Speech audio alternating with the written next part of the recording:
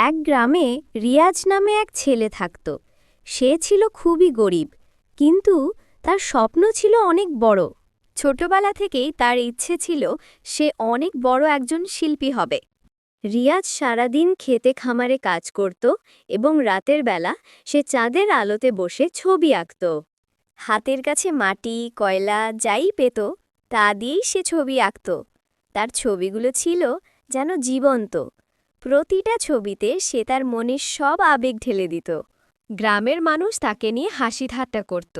তারা বলতো, এগুলো করে কি হবে? খেতে কাজ না করলে তো না খেয়ে থাকবি। কিন্তু রিয়াজ কারো কথায় কান দিত না।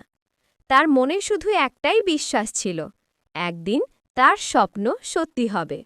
একদিন এক বিদেশি পর্যটক সেই গ্রামে আসে এবং সে রিয়াজের আঁকা ছবি দেখে মুগ্ধ হয়ে যায়। সেই পর্যটক রিয়াজকে শহরে নিয়ে যায়।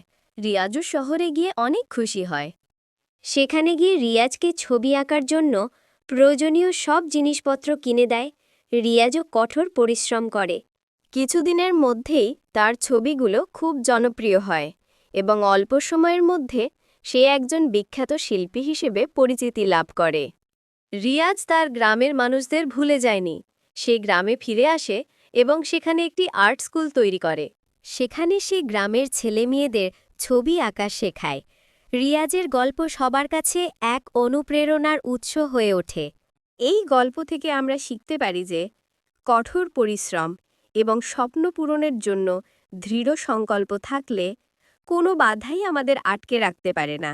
গল্পটি কেমন লাগলো লাইক কমেন্ট করে আপনার মতামত জানাবেন এবং সাবস্ক্রাইব করে আমাদের স্টোরি অফ ইসলাম চ্যানেলের সাথেই থাকুন পরবর্তী ভিডিওর জন্য।